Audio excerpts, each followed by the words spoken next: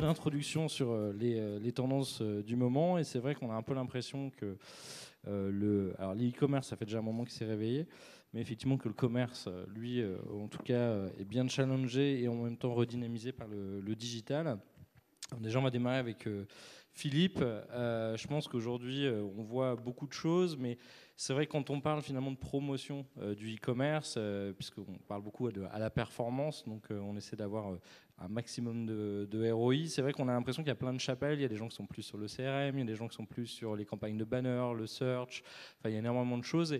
Et là, on a un peu l'impression que cette année, enfin tout est un peu en train de se rapprocher, puisque finalement, il n'y a qu'un prospect ou qu'un client et plusieurs points de contact avec lui. Je pense qu'aujourd'hui, les annonceurs, et quasiment tous les annonceurs qu'on rencontre, ont cette problématique de convergence.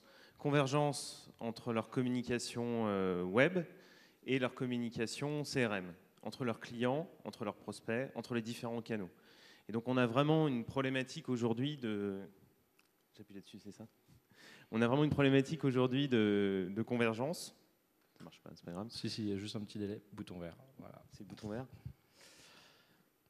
Ouais, on va y aller. Donc on a effectivement aujourd'hui plutôt un marché qui est organisé aussi bien du côté de l'annonceur que des prestataires, un peu en silo. Hein. J'ai les médias, le digital avec le directeur digital qui souvent est sur le marché du e-commerce un acteur majeur.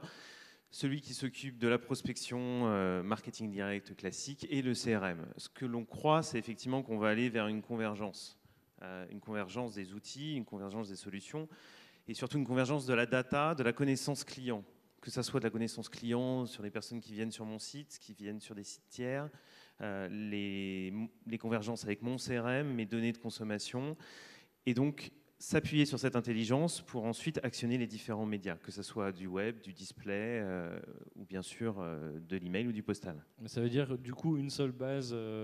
Aujourd'hui, c'est quand même souvent des outils un peu différents. Donc comment on connecte ces différentes bases?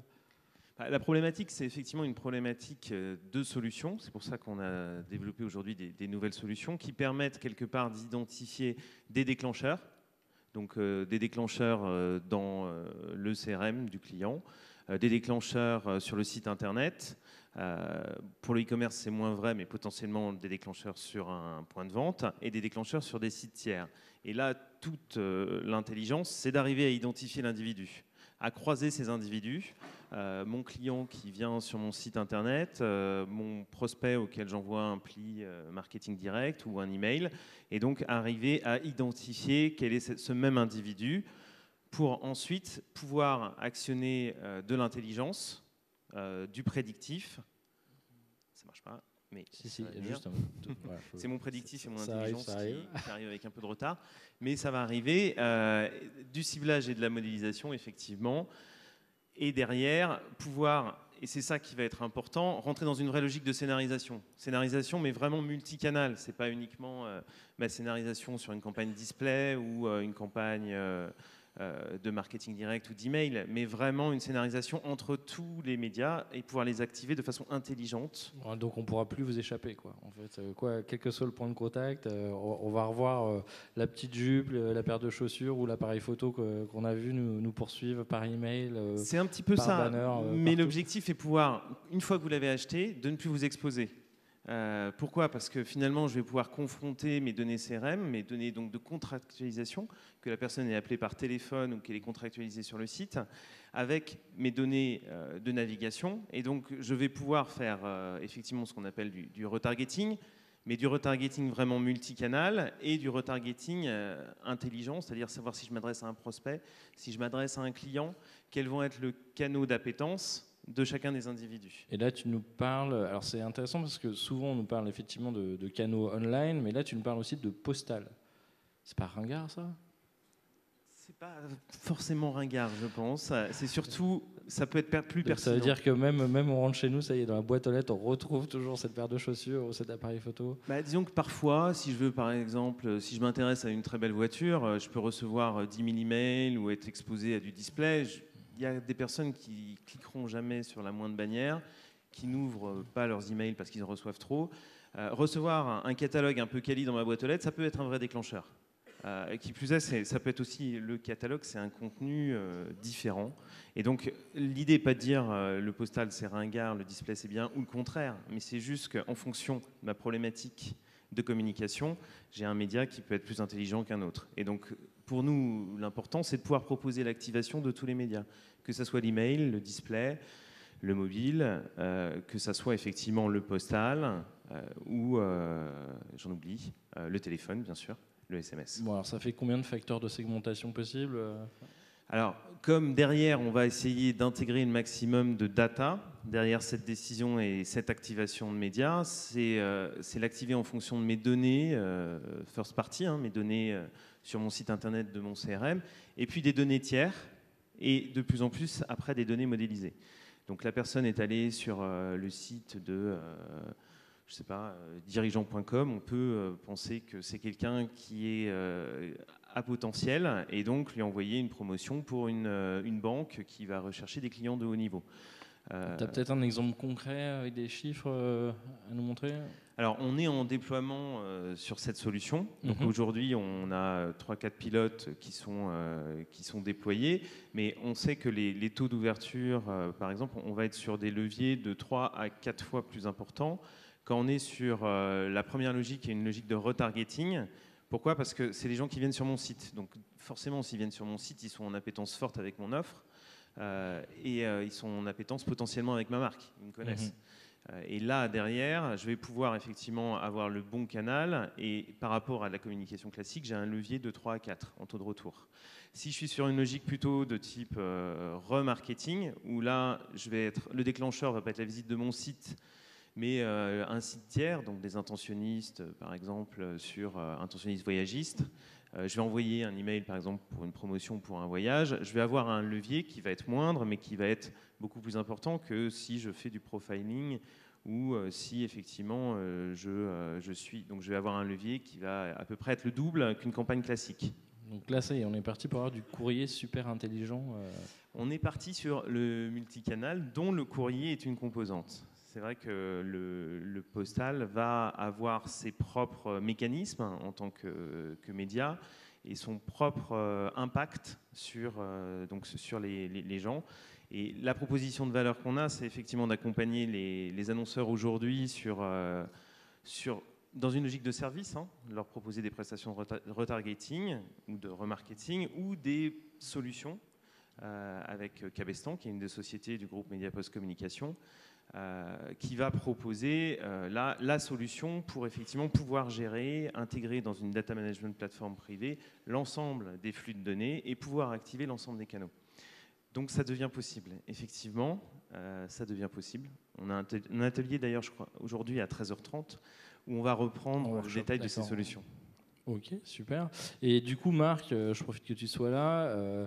Finalement, quand on parle autant de données, il y a quand même un enjeu. C'est vrai qu'aux États-Unis, on a vu qu'il y a quelques e-commerçants qui se sont fait prendre les doigts dans des problèmes de hacking, de data, de sécurité. C'est vrai que plus on imagine, on personnalise les choses, plus on a de l'information sur ses clients, sur ses prospects, plus il y a quand même aussi une obligation, j'imagine, pour tous ces acteurs ou prestataires ou e-commerçants eux-mêmes de quand même faire attention à la sécurité pour pas rompre ce lien de confiance, non? Ouais, je pense que c'est un point qui est extrêmement important et on est dans ce qu'on appelle le paradoxe, puisqu'on a à la fois des clients qui cherchent des services qui soient extrêmement personnalisés, mais qui en même temps ont une attente légitime par rapport à l'utilisation de leurs données. J'écoutais avec beaucoup d'intérêt la présentation.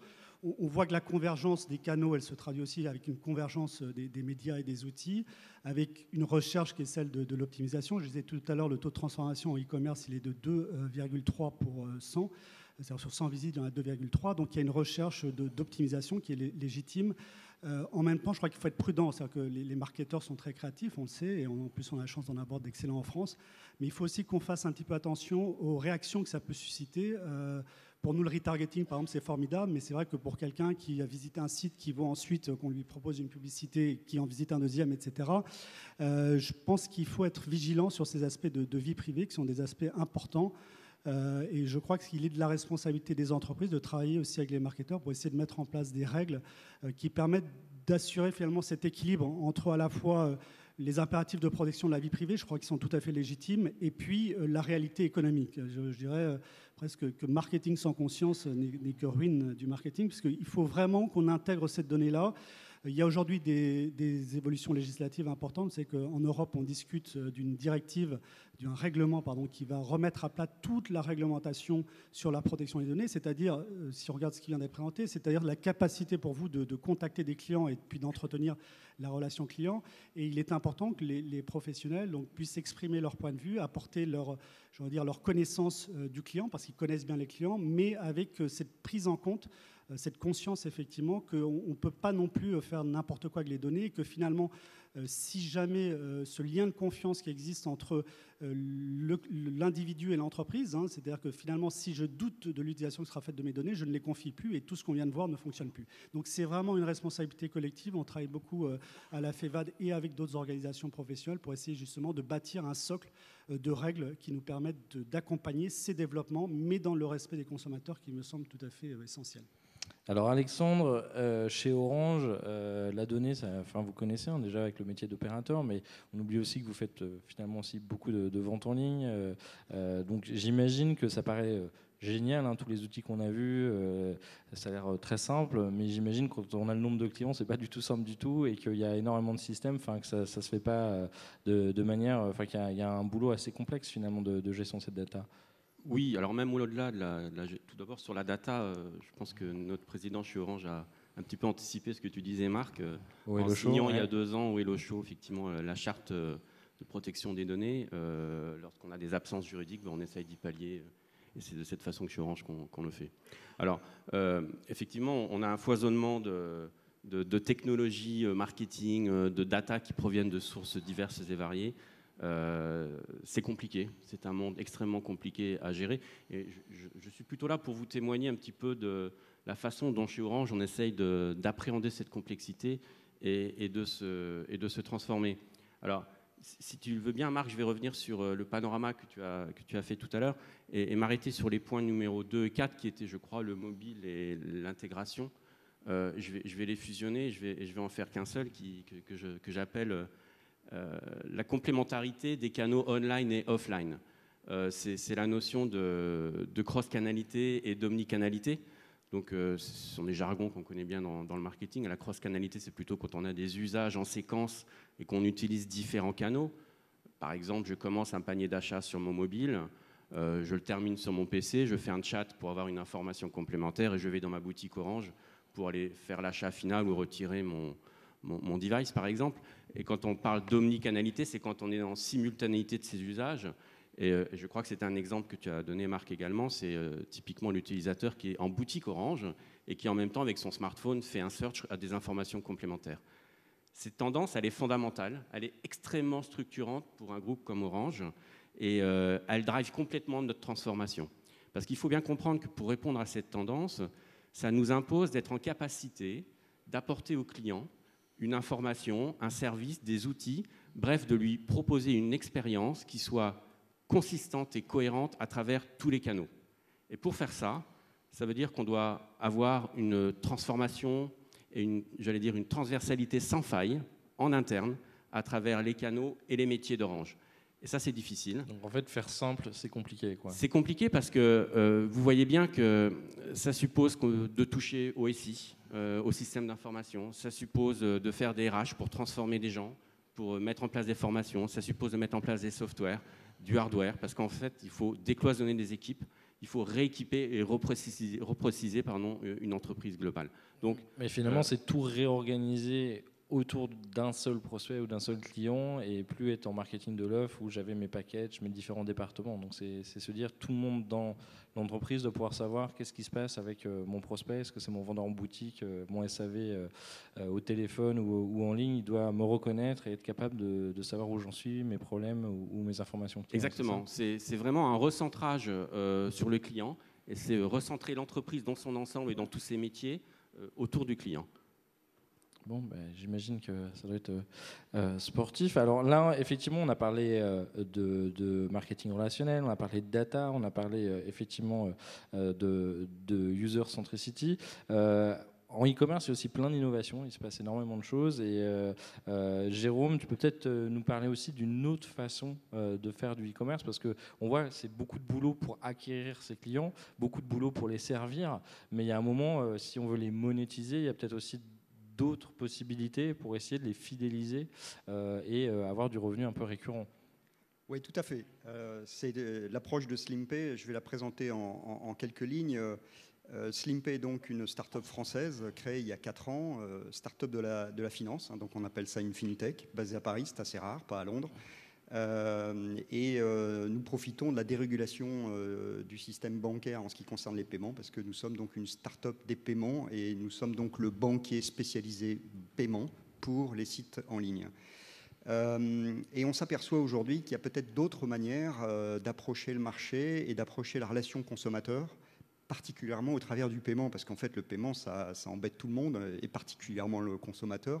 Et ce qu'il faut essayer, c'est dans la conception du parcours client, essayer de rendre le paiement le plus anodin, le plus slim, le plus effacé. Et dans une de ces approches que sont aperçues, c'est l'éclosion des systèmes d'abonnement, donc ce qu'on appelle en anglais la subscription economy. Ce n'est pas uniquement les box, hein. Bien sûr, le système des box a été lancé et représente un gros potentiel du marché, mais c'est aussi pour les e-commerçants la façon. Donc quand tu parles des box, hein, tu ne parles pas des box Orange, tu non. parles des box où on s'abonne et on reçoit une box avec de l'alimentaire ou des produits de mode ou des produits de beauté tous les mois. Voilà, absolument. Donc ces produits de box sont effectivement créent une autre dynamique d'achat. Bien sûr, il y a donc ces produits, mais il y a aussi l'approche par l'abonnement qui consiste tout simplement sur un produit de consommation classique, de proposer une nouvelle approche. Je prendrai donc l'exemple, bon, vous voyez défiler quelques exemples ici, alors ça c'est des contenus digitaux. Je prends que l'exemple suivant, c'est dans la capsule de café, vous allez le voir arriver sur les slides. Voilà, j'appuie sur le bouton vert et ça devrait marcher. Et donc, dans la capsule de café, donc, notre client ne nous permet pas de le citer, mais vous aurez deviné de qui il s'agit. On développe donc une logique d'abonnement parce qu'en fait, d'aller à chaque fois faire un parcours client et de payer en ligne est finalement assez rébarbatif. Et l'idée de l'abonnement, c'est de transformer la relation client pour parler tout sauf de paiement. Et donc de parler de découverte des grands crus, de découverte des nouveaux usages, et pour pouvoir lisser et mettre le paiement à côté. Ça a bien entendu une approche très importante pour la fidélisation. Quand un marché est en concurrence, fidéliser ses clients, c'est très important. Mais dans cette expérience client, on s'est aperçu aussi que 60% des abonnés étaient en fait des nouveaux consommateurs. Donc c'est bien une approche par l'abonnement qui permet d'approcher des nouveaux clients. Donc là, on est vraiment dans cette idée de simplification, un peu comme le one-click achat chez Amazon ou chez iTunes, où on n'a même plus besoin de sortir sa carte bleue. Mais là, en fait, c'est intéressant parce que on ne le voit peut-être pas dans les slides, mais là, c'est même plus besoin, enfin, effectivement, de sortir sa carte bleue à chaque fois ou de réfléchir à payer, mais c'est carrément un mandat, c'est ça, bancaire ? Alors, bon, y a différents niveaux. Effectivement, le premier, c'est de capturer l'autorisation de paiement dès le départ, hein, un petit peu comme sur un système comme Uber, où la première fois que vous avez l'expérience client, compte, ouais. Vous allez enregistrer votre méthode de paiement, et puis par la suite, on ne parle plus de paiement, on parle de consommation, on parle de relation client. Et l'originalité que nous avons développée, c'est la possibilité de le faire par du paiement direct, par compte bancaire. Donc en français, on appelle ça du prélèvement. En anglais, on appelle ça du direct debit. C'est particulièrement important parce qu'en fait, pour des marchands qui veulent aller à l'international, notamment en Allemagne, il faut savoir que les consommateurs allemands ne payent pas avec leur carte bancaire. Ils payent beaucoup plus avec du direct debit, ouais, ou en cash, mais beaucoup en direct debit, plus qu'en carte. Et le direct debit est une méthode de paiement récurrent parfaitement adaptée, beaucoup plus adaptée même que la carte, puisque la logique de sécurisation du consommateur, des données et des paiements est plus renforcée, elle est conçue pour la récurrence. Bon, bah, effectivement, c'est pas mal. Et puis j'imagine que tout le monde rêve d'avoir des clients abonnés. De toute façon, Orange, ils connaissent bien ça. Alors, ce qu'on s'aperçoit effectivement, c'était une des courbes que vous avez pu voir passer dans les slides au tout début. Je ne sais pas si on peut y retourner, c'était exactement la deuxième. Voilà. C'est qu'en fait, le mode du paiement mensuel, c'est-à-dire de faire payer au fur et à mesure de la consommation, voilà, celle-ci, génère finalement un profil de revenu bien plus intéressant que ce qu'on appelle le annual prepaid. Il y a beaucoup encore de consommation où on vous propose de payer 1 an d'abonnement et tout de suite. Alors en période de crise, c'est particulièrement difficile parce que ça renforce le palier et c'est très très difficile pour le consommateur de faire une décision d'achat. Mais en plus, si on rentre dans une fluctuation de l'acquisition client ou avec des logiques de churn, on s'aperçoit que la courbe de revenus est moins intéressante en faisant de l'annual prepaid. Et l'abonnement libre, qui consiste à faire payer au fur et à mesure, fidélise beaucoup plus et rentre dans un profil de revenus bien plus intéressant pour le marchand. On appelle ça, dans le jargon du cloud, le MRR, Monthly Recurring Revenue. C'est ce que regardent les investisseurs. C'est le profil de revenus généré par chaque mois par un site marchand dans la récurrence. Finalement, en laissant les gens pouvoir se désinscrire à volonté dans l'année, ça leur met moins de pression et ils n'attendent pas le dernier moment de se dire bon, finalement, ça fait quand même assez cher. Est-ce que je renouvelle pour une année complète derrière, quoi. Absolument. Et nous, on a identifié beaucoup de produits de consommation aujourd'hui qui ne sont pas encore proposés par l'abonnement et qu'ils devraient. Je citerai par exemple les lentilles de contact, ceux qui en portent tous les jours. Consommation prédictive. Pourquoi il n'y a pas de système d'abonnement à la lentille de contact? On peut parler de lait pour bébé, on peut parler de couche culotte, on peut parler d'un certain nombre de choses que vous allez, à partir du moment où vous avez des enfants, vous allez rentrer dans un système de consommation et on pourrait retirer le paiement de tout ça pour rentrer dans une réelle relation client-fournisseur en parlant toute chose que de paiement. Bon, vous proposez de vous abonner au Web Forum l'année prochaine, alors ça va être bien. Bon. Je profite d'avoir des experts avec nous, juste pour peut-être chacun nous partager une piste pour 2015 pour les marques qui voudraient se lancer sur le e-commerce, soit une erreur à éviter, soit une best practice à adopter. On en a déjà vu pas mal ce matin, mais on va tous essayer de vous en faire sortir une nouvelle. Marc, peut-être ? En dehors de sécuriser ses datas, c'est quoi le truc là que les marques devraient voir pour faire du e-commerce en 2015 ? Je pense que c'est toujours et encore, évidemment, les tendances que j'ai rappelées tout à l'heure, mais être à l'écoute de tout ce qui se passe. Le e-commerce va extrêmement vite. Se développe dans tous les aspects. On a vu la partie marketing, on a vu la partie paiement qui est essentielle parce que c'est là où vous faites passer votre client de la zone visiteur à client. Et donc, il y a ce fleuve à traverser qui est le paiement, qui est vraiment critique. Et là, il y a énormément de choses qui se passent, notamment, on l'a vu avec Apple dans le domaine du paiement. Et il faut suivre ça. Et puis, la logistique, on va en reparler aussi. Finalement, on a beaucoup parlé dans le e-commerce du prix. Et je crois que l'approche servicielle tend à se développer. Et évidemment, tout ce qui contribue à améliorer la qualité de service. Quand on voit d'ailleurs le coût d'acquisition, on a plutôt intérêt à fidéliser qu'à jouer, à essayer de recruter et de faire monter l'audience. Donc, toute l'approche servicielle basée effectivement sur l'amélioration de la qualité de service et de la relation client. Et à mon avis, ce qui permettra de désigner les gagnants de 2015. Merci. Philippe ? Je vais éviter d'être redondant. Je pourrais leur proposer. Ça va être le plus dur, c'est pour le dernier. Hein. Ouais. Je pense que la centralisation de la connaissance client, c'est une vraie question pour l'année qui vient, pour la plupart des acteurs. Il y a beaucoup d'acteurs qui sont déjà très avancés là-dessus. Donc des belles grosses refontes de SI pour nos amis les SS2I ou les cabinets de conseil. Et alors, Marocco, justement, c'est faites léger, tester avant d'investir trop considérablement là-dessus. Ok, merci. Alors, en toute humilité, je ne suis pas là pour donner des leçons, si j'avais un conseil à donner, ça se résume en un mot, c'est l'expérience. Quel que soit ce que vous allez mettre en œuvre en termes d'innovation, de transformation digitale, assurez-vous que l'expérience que vous délivrez à vos clients, elle ait un sens, qu'elle réponde à des besoins fondamentaux, des vraies tendances de fond, comme on a pu les voir juste avant, et qu'elle soit exécutée d'une manière très consistante et cohérente à travers tous vos canaux. On l'a annoncé la semaine dernière, on va faire un revamping complet de toutes nos boutiques Orange dès l'année prochaine. L'expérience beaucoup plus humaine, à l'écoute, est vraiment au cœur de ce nouveau processus, de ce nouveau design. On ne va pas mettre en avant la techno, le dernier gadget, on met en avant une problématique d'expérience humaine, d'accompagnement de la marque avec ses clients et d'accompagnement dans ces nouvelles tendances, dans ce nouveau monde, comme dirait Jérôme Colombin.